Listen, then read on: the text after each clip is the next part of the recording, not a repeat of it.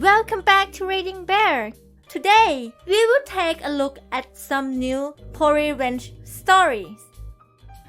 And if you enjoyed my content, please don't forget to subscribe to my channel and post some bear emojis in the comments. Let's go! The first one is titled, Helped Friend Get Revenge on His HOA. A little background first so it makes sense. This HOA was usually okay, but the Christmas display was motivated in part by the desire to get revenge for a boneheaded policy. Both my friend and I live in the same township and technically the same neighborhood, although his development is much newer than mine and has an HOA. The neighborhood borders a county park and as a result has lots of wild animals, including everyone's favorite trash bandit, the raccoon.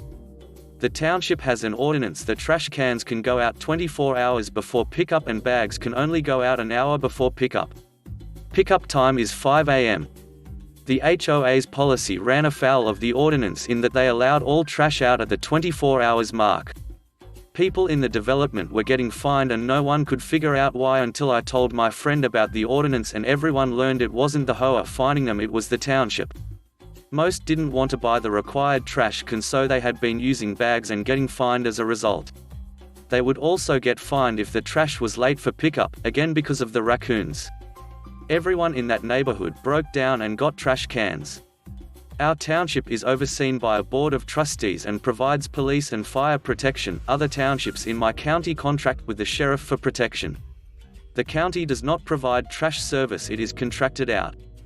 Now onto the story. My friend lives in a homeowners association and they have a very strict rule on lawn ornaments and decorating. They have banned pink flamingos on their own, this is important later, and for Christmas they require the house to have a theme. My friend was looking for a way to screw with them and I found it for him in the Bahamas. The theme he chose was Christmas in Paradise. He sold it to the association by saying it would be bright colors to offset the dreary winter we were having. They enthusiastically approved it, they had no idea. He found some plastic palm trees, borrowed 9 of a friend's pink flamingos and built a sled for Santa. The flamingos had reindeer antlers and the one in front had a red nose stuck on. The reins for his flamingos were lights, not bells. He also had lights on the house and fake palms and a sign that said Christmas in Paradise.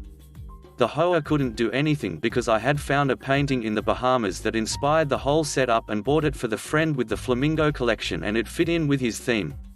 The HOA enforcement officer was upset when he realized he couldn't do anything because 1, my friend was able to show him the picture I purchased for our flamingo collector friend, and 2, the rules said you could add anything that was plausible with your theme.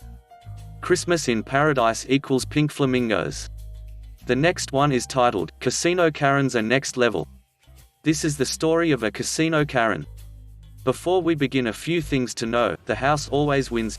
Casino Karens are slightly different than regular Karens. Point 1. They must win immediately upon sitting down at a slot machine and get very angry when they do not, and 2. If you are winning and they are not, Casino Karens are even more unhappy. So, last night late in the evening at a nearby casino, I was meandering my way back to my hotel room after breaking even for the night. Yay! I stopped at a penny slot machine I like and decided to throw a few bucks in and play the minimum of 25 cents per spin just for shits and giggles. Shortly after sitting down, Casino Karen plops down at a slot machine 2 over from me, which I know is generally not a great machine, never see anyone really win on it and it is not played much as a result, and immediately lights up a cigarette while her boyfriend stands there to watch her. After a few spins at $1.25 a spin, she immediately starts complaining and her boyfriend joins her saying, "These machines are rigged, this is awful. I see why the casino regulars play the minimum." Now, normally I am happy to see others winning because it makes the vibe more fun, but Karens, NAWWW, I hope they lose. So, it just so happens just about the time Karen starts complaining I get in a bonus. This upsets Karen and her boyfriend and I hear them make a snide comment about how of course I am in the bonus and only playing 25 cents, which, you know I can hear you right? Karen then gets in the bonus on her machine 2 and gets 40 free spins and only wins about $11, which is about what I got on my bonus playing 25 cents to her $1.25. You would have thought the world had stopped. The complaining ramped up about 10 more notches and they kept witching about 40 free spins and barely $10. So, karmic fates shine down and my machine decided to bonus several more times in very quick succession. Cue even more complaints.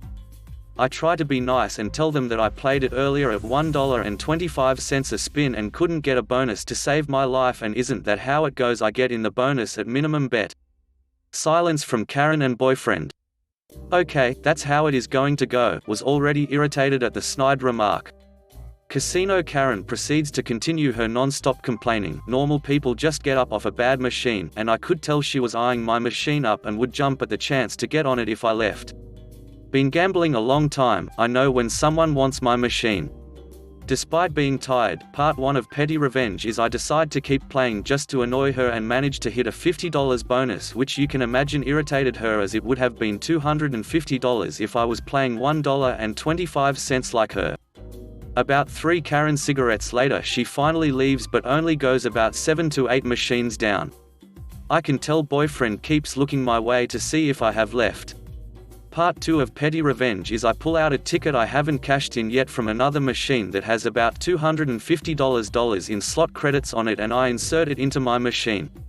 This way, it looks like I won a really big bonus if they walk by to see how I'm doing and how many credits are on my machine. Of course, about 10 to 15 minutes later they stroll by and I can tell they are super annoyed to see I have over $350 in credits on the machine. Ha ha ha ha, once it was clear they were gone for good I cashed out and went to bed. Moral of the story? If you get that upset at what is supposed to be a fun activity, you either have a gambling problem or are a casino Karen or Kevin, and I will happily do what I can to get under your skin and make you even more annoyed because you feel like being a jerk. The next one is titled, Harass Me and Mine, Go to Jail. Many years ago I bought a house in a neighborhood with a very restrictive HOA, however the property I bought pre-existed the HOA and was not included in the HOA or restricted in any way. One of my neighbors seemed to take great offense at the fact that I was not a part of the HOA and did not have to abide by the overly restrictive rules. From the time that I moved into the house he started giving me grief. First it was HOA notices that I was under no obligation to follow. When that failed he began to harass me at every opportunity. For months on end this guy would call in noise complainants anytime I had guests over, no party just guests. He also habitually called in code complainants, and generally harassed me and my family in many other ways. For months he made my life hell. Finally one night while friends were visiting we got a knock at the door. It was a police officer responding to another noise complaint. What the hell? We were just sitting around playing cards. This was the last straw. I decided to get him back. I formulated a plan. First you must understand that this was about 30 years ago, there were no cell phones in general use and the average citizen did not have access to the easy communications that we enjoy today, or my plan would have never worked. I have been into radio my whole life, so my car and house were well equipped with two-way radios. Next, it was fortuitous that my house was in a development that had only one road in or out. Also there was a convenience store on the corner that always had plenty of cars in the lot for me to blend in with. We put our plan into action on a Friday night. We established an alibi with a close friend in town who would swear that we were at his house playing cards all night. Next I opened the windows and placed my speakers for my sound system up in the windows facing my neighbor's house. We then cleared a hiding place in a closet with a clear view of the driveway. I then got in my car and drove to the store parking lot and found a spot that gave me a clear view of all cars entering or leaving the development. Once we established that communications were good, it was the hour. My wife turned on the stereo to rock music at full volume, rattling the neighborhood. Also every light in the hose went on. The music was so loud I could hear it at the store over half a mile away. We waited. Sure enough, in about 30 minutes a police car turned into the development. I radioed my wife. Working together, she and her sister quickly turned off the stereo, pulled the speakers from and closed the windows, turned off the lights and then quickly hid in the closet. The police arrived, pulled in the driveway and found an apparently empty and dark house. Windows closed, doors locked, curtains open, lights off, driveway empty. My wife and her sister sat silently in the closet while the officers knocked on doors, shined flashlights in windows, and walked completely around the house. Eventually they decided the house was empty and left. I watched them exit the development and head back towards town. We waited about 30 minutes and repeated the procedure. Windows open, speakers up, stereo on full blast, lights on. About 15 minutes passed before the police returned. Radioed my wife.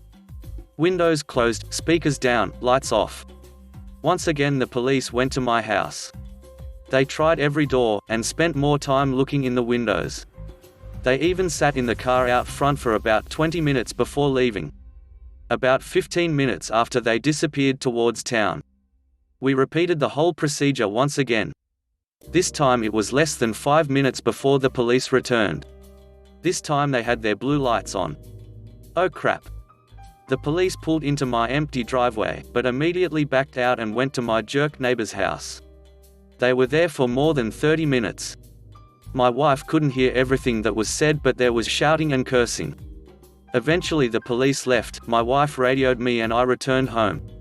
2 days later my neighbor's name appeared in the local newspaper as having been charged with misuse of police resources, filing a false report or something like that. I don't remember the exact charges. Hey, it's been 3 decades ago.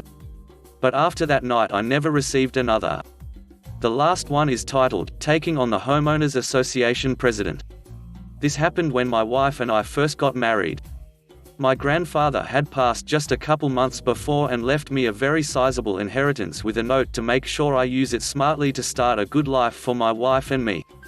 My father-in-law owns a real estate company that buys foreclosed houses and rehabs them. He knew of a great starter home for my wife and I and agreed to pay to have it rehabbed, with the understanding that we would pay him back when we were better established or after 2 years when we sold the house.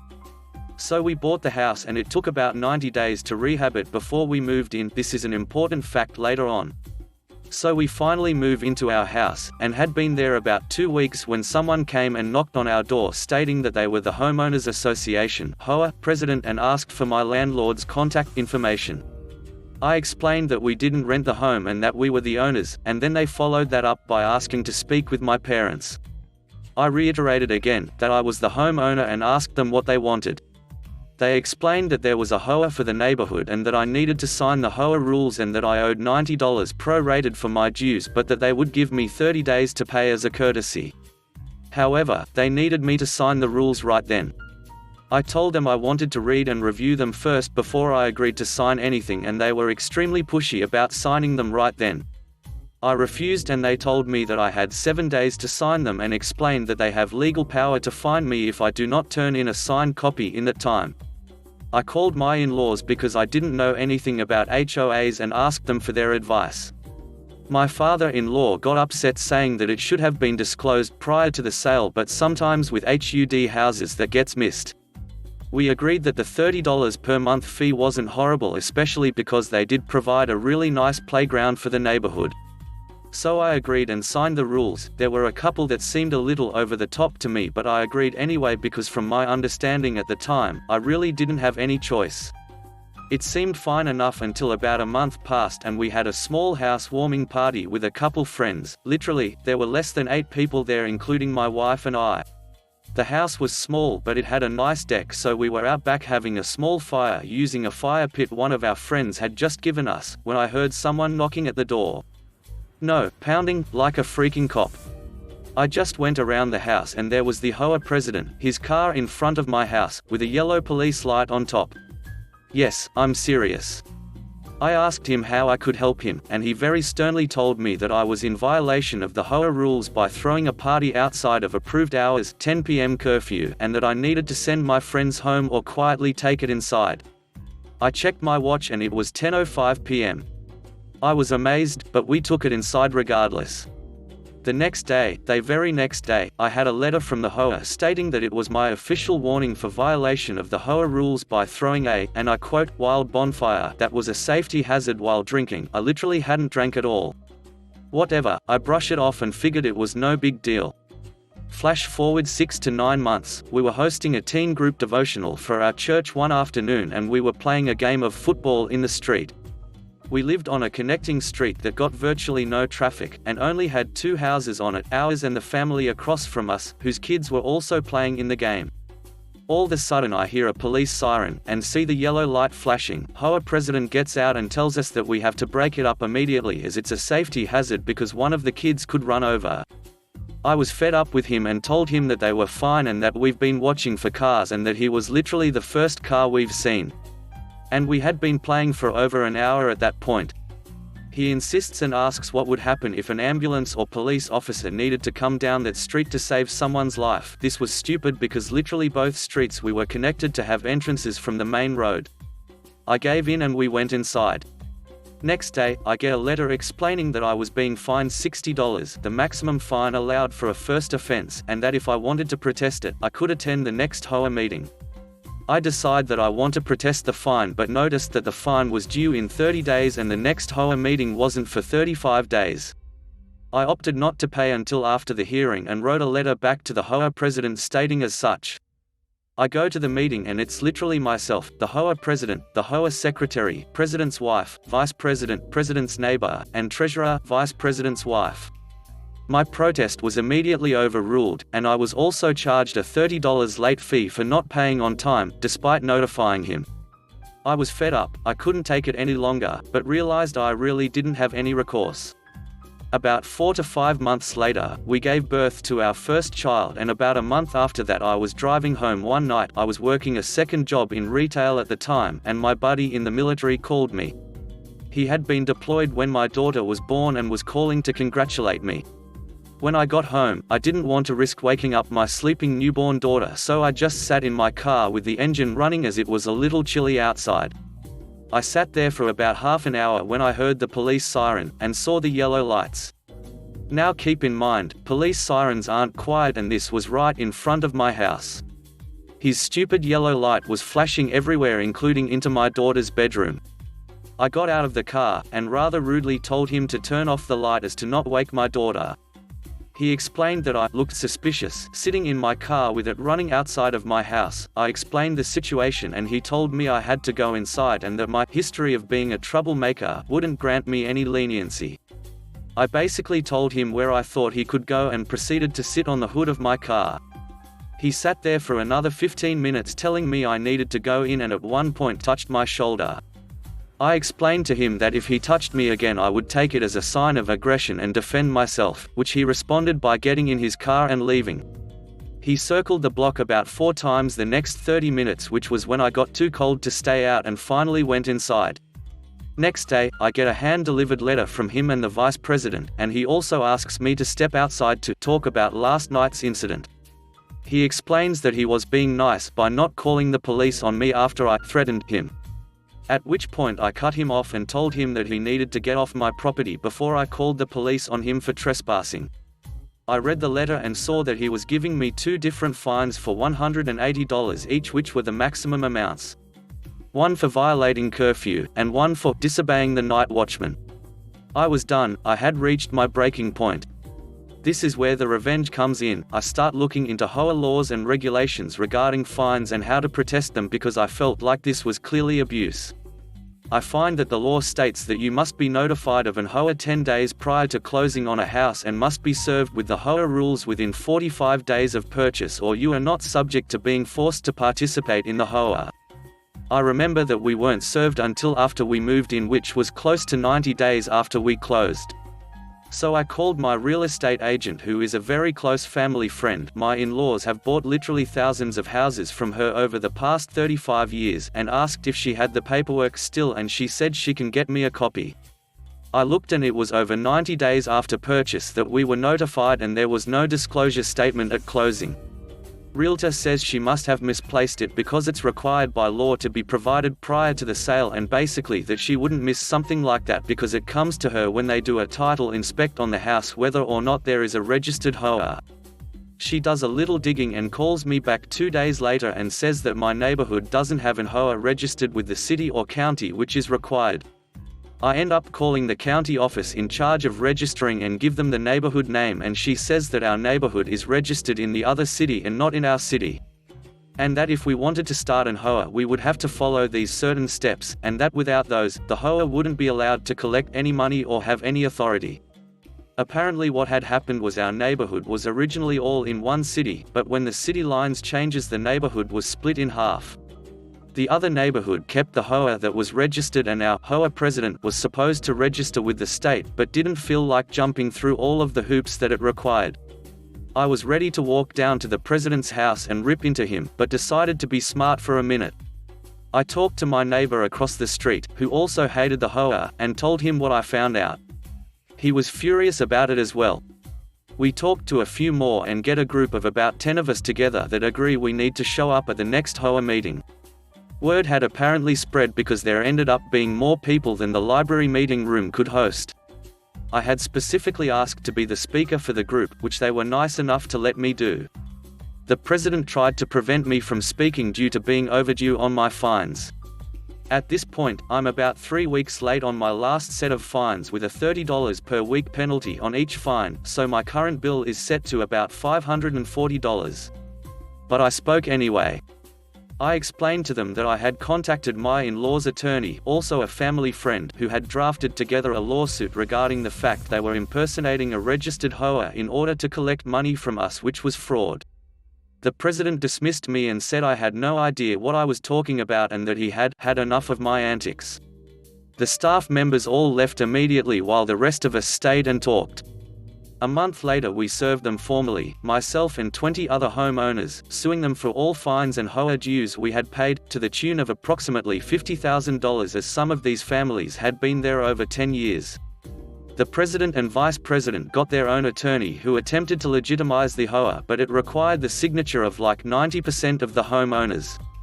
They got 3 signatures, including the 2 of themselves. Some other old bitter hag signed. After that failed, they tried to settle by agreeing to abolish the HOA and showed that they hadn't financially gained from it and that all funds had been used for the park upkeep, snow removal, and other neighborhood events.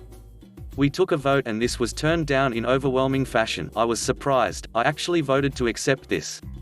Then about a week later one of the other families calls and mentions something about the park maintenance and snow removal. Apparently he had given a quote to do the landscaping for the park, cutting the grass, mulching, etc., and his quote had been a couple $100 cheaper than what they were paying, and that it had always bothered him because the person that did those jobs was the vice president's son, and that what they were paying him was pretty outrageous in terms of what's standard. Eventually it went to court, where the judge looked at everything and mandated that they pay $21,000 per homeowner, plus attorney and court fees, which were like another $2,000 for a total of $23,000 in damages. Additionally, they were fined by the city's governing body after it was reported. I don't know how much that fine was though. We ended up selling the house that following summer. But I talked to a couple friends that still lived there about a year after it, and they said that the president and vice president both sold their houses and moved away because they were pretty much hated by everyone in the neighborhood, and that they had an informal HOA that people donated to for upkeep of the park. Thanks for listening.